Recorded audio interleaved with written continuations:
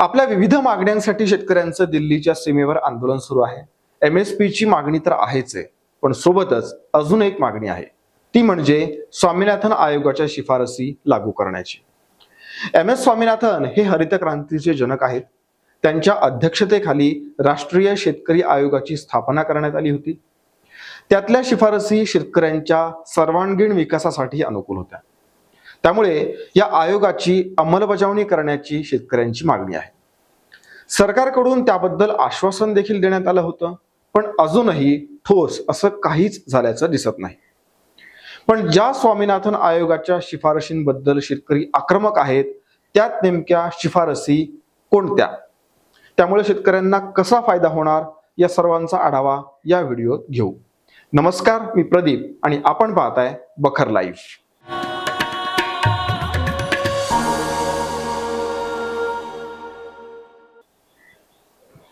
Doctor MS Swaminathan राष्ट्रीय शेतकरी आयोगाचे अध्यक्ष, हरित क्रांतीचे जनक आणि नुकताच भारतरत्न पुरस्कारही त्यांना जाहीर झालेला आहे। याच डॉक्टर MS स्वामीनाथन यांच्या अध्यक्षतेखाली 18 नोव्हेंबर 2004 ला आयोगाची स्थापना करण्यात आली। पुढच्या 2 वर्षांमध्ये त्यांनी एकूण 6 अहवाल सादर केले। यात शेतकऱ्यांची झालेली दयनीय अवस्था आणि त्यावर काय उपाय केले पाहिजेत हे सर्व सुचवलं होतं। आता या आयोगाची रचना कशी होती?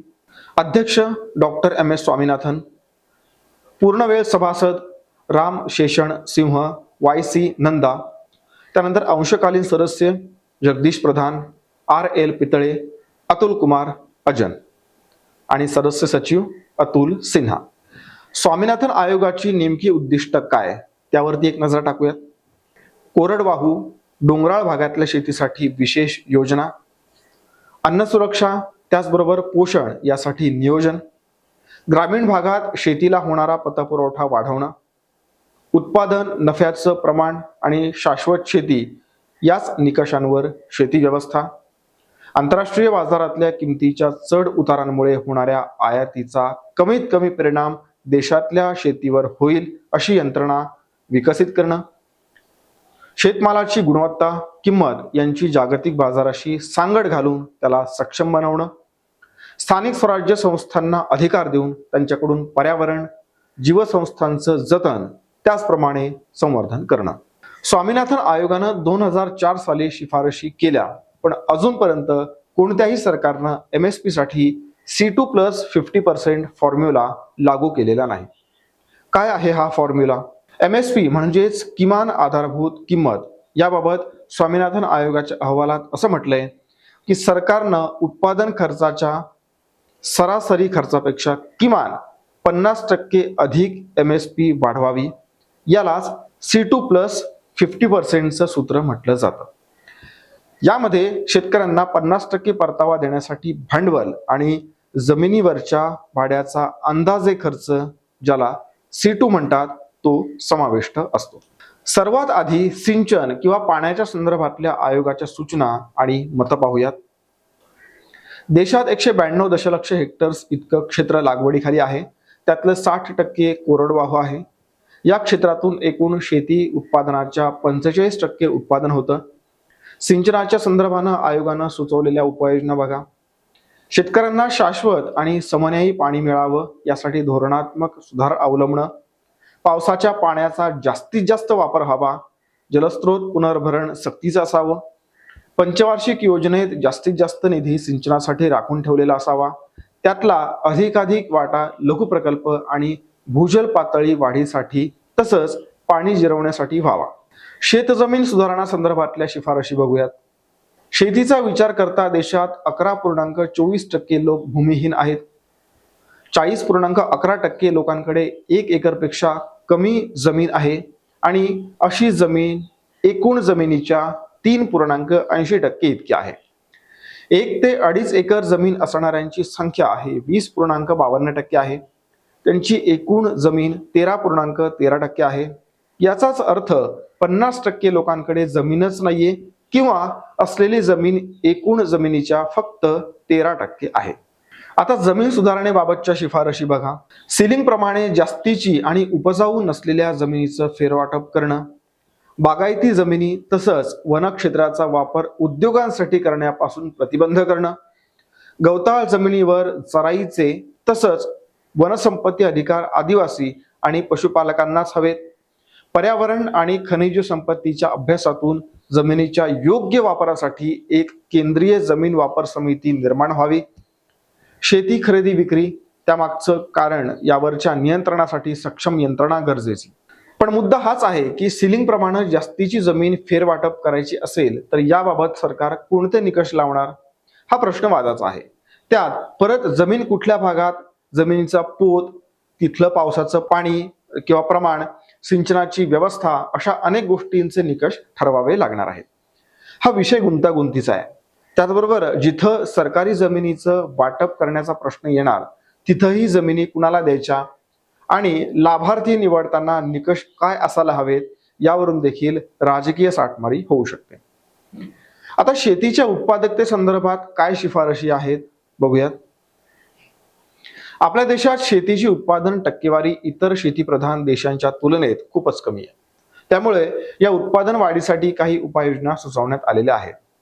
बघा, सिंचन, जलसंधारण, पाण्याचा निचरा, भू सुधारणा, रस्त्यांचं जाळं, याशिवाय शेतीविषयक संशोधन यात सार्वजनिक गुंतवणूक वाढवणं, जमिनीचा दर्जा, पाण्याचा दर्जा किंवा गुणवत्ता, जैव विविधता यांचं संवर्धन होईल अशी शेती व्यवस्था असावी, माती परीक्षण प्रयोगशाळांची राष्ट्रीय साखळी उभारावी. शेतकऱ्यांना वित्तपुरवठा करणाऱ्या व्यवस्थेविषयीच्या शिफारशी बघा. खंडानं जमिनी करणारे किंवा अल्पभूधारक किंवा भूमिहीन शेतकऱ्यांना योग्य आणि वेळेवर वित्तपुरवठा करावा. पीक कर्जाचा व्याजदर 4% असावा. ग्रामीण पतपुरवठ्याच्या अंतर्गत जास्तीत जास्त शेतकऱ्यांना आणावं. ग्रामीण विमा विकास निधी असावा. याचे कमीत कमी हप्ते असावेत, म्हणजे विम्याचे हप्ते कमीत कमी असावेत. कर्ज वसुली काही परिस्थितीत प्रलंबित असावी, जसं की नैसर्गिक आपत्ती, पिकांचं नुकसान झालं असेल तर अशा परिस्थितीत व्याजमाफी देखील केली जावी. कृषी विषयक जोखीम निधीची तरतूद असावी. शेतकऱ्यांसोबतच पीक, पाळीव पशु यांचा विमा एकत्रित असावा. शेतकऱ्यांचं जीवनमान उंचावण्यासाठी पायाभूत सुविधांचा विकास करावा. देशात शेतकरी आत्महत्यांचा प्रश्न मोठा जटिल आहे. यावरही स्वामीनाथन आयोगानं शिफारशी केलेल्या आहेत. ज्या भागात आत्महत्येचं प्रमाण हे जास्त आहे तिथं राष्ट्रीय ग्रामीण आरोग्य मिशनचं काम प्रभावी व्हावं.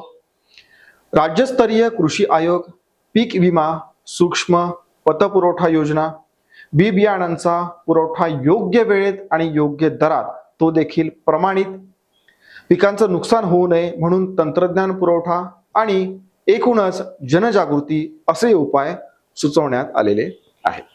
स्वामीनाथन आयोगानं विविध शिफारशी केल्या, पण यातल्या महत्वाच्या शिफारशींचा एकदा थोडक्यात आढावा घेऊया. पिकांच्या उत्पादन खर्चापेक्षा 50% जास्त भाव शेतकऱ्यांना मिळावा. शेतकऱ्यांसाठी व्हिलेज नॉलेज सेंटर ग्रामीण भागात असावं. प्रमाणित बी बियाणं कमी किमतीत असावं. महिला शेतकऱ्यांना किसान क्रेडिट कार्ड मिळावं. नैसर्गिक आपत्तीत मदत म्हणून कृषी जोखीम फंड असावा. वापरात नसलेल्या जमिनी शेतकऱ्यांना मिळाव्यात. संपूर्ण देशातल्या सर्व पिकांसाठी विमा योजना असावी. सर्वच स्तरातल्या शेतकऱ्यांसाठी कर्जाची योजना असावी. अन्न सुरक्षेची हमी सर्वच स्तरातल्या विशेषतः दारिद्र्य रेषेखालच्या शेतकऱ्यांना मिळावी. कर्ज वसुलीत कठीण काळात सवलत मिळावी. यासह खरं तर शेतकऱ्यांच्या सर्वांगीण विकासासंदर्भात अनेक महत्त्वपूर्ण शिफारशी स्वामीनाथन आयोगानं केल्या. हा अहवाल सरकारला देण्यात आला. स्वामीनाथन आयोगाच्या अहवालानंतर म्हणजेच 2004 नंतर अनेक सरकार आली आणि गेली, पण हा फॉर्म्युला काही लागू होऊ शकलेला नाही. MSP बाबतच्या या मागण्या सरकारकडून मान्य व्हाव्यात यासाठी शेतकऱ्यांनी वेळोवेळी निदर्शनं केली, आंदोलनं केली, पण शेतकऱ्यांच्या हातात अद्यापही काहीही पडलेलं नाही. सरकार कोणतंही असो, केवळ मागण्यांच्या बाबत सकारात्मक म्हणून शेतकऱ्यांना खुश केलं जातं. मागेही शेतकऱ्यांनी दिल्लीत मोठं आंदोलन केलं होतं आणि आता देखील तेच होताना दिसतंय. युपीएच्या कार्यकाळात म्हणजे युपीए सरकारच्या कार्यकाळात साधारणपणे 2010 मध्ये प्रकाश जावडेकर यांनी राज्यसभेत प्रश्न उपस्थित केला होता.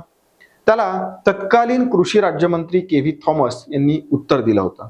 ते म्हणाले होते की सरकारनं स्वामीनाथन आयोगाच्या शिफारसी स्वीकारलेल्या नाहीत, कारण MSP ची शिफारस CACP म्हणजेच commission for agricultural costs and prices द्वारे केली जाते, ती देखील वस्तुनिष्ठ निकष लक्षात घेऊन. त्यामुळे किमतीत किमान 50% वाढ निश्चित केली तर बाजाराचं संतुलन ढासळू शकतं किंवा बिघडू शकतं. MSP आणि उत्पादन खर्च यांच्यातला यांत्रिक संबंध काही प्रकरणांमध्ये प्रति उत्पादक असू शकतो, असं त्यांनी आपल्या उत्तरात म्हटलं.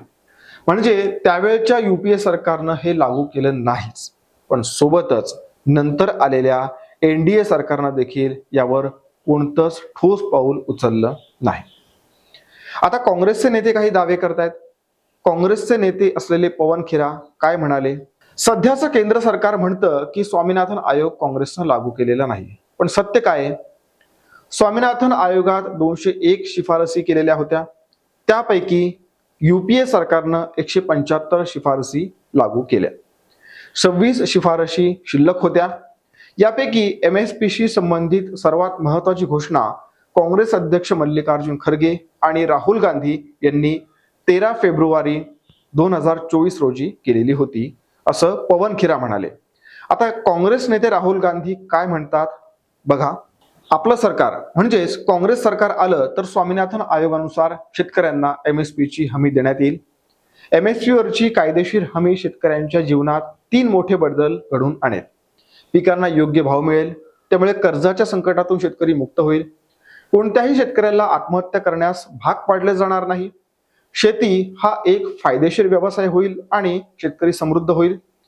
शेतकरी समृद्ध झाला तर देशाचाही विकास होईल, असं राहुल गांधी म्हणाले. आता सध्याची स्थिती अशी आहे की स्वामीनाथन आयोगाच्या याच शिफारसी लागू करा म्हणून शेतकरी आंदोलन करतायत. आंदोलक शेतकऱ्यांशी चर्चा करण्यासाठी सरकार 3 केंद्रीय मंत्र्यांना पाठवतं, पण ती चर्चा फिसकटते. सरकार चर्चा करायला तयार आहे असं वारंवार सांगितलं जातं, पण आयोगाच्या शिफारशींबाबत मात्र कोणीही बोलायला तयार नाहीये. विशेष म्हणजे स्वामीनाथन यांना भाजपा सरकारनं सर्वोच्च नागरी पुरस्कार भारतरत्न जाहीर केलेला आहे. आता त्यांच्या शिफारशी लागू होतात का याची मात्र उत्सुकता असेल. हा व्हिडिओ आवडला असेल तर लाईक करा, शेअर करा, चॅनलला सबस्क्राईब करा. तुमच्या प्रतिक्रिया आमच्यासाठी महत्त्वाच्या आहेत, त्यामुळे कमेंट नक्की करा. त्याचबरोबर आमच्या फेसबुक, X आणि Instagram पेजला फॉलो करायला विसरू नका. धन्यवाद.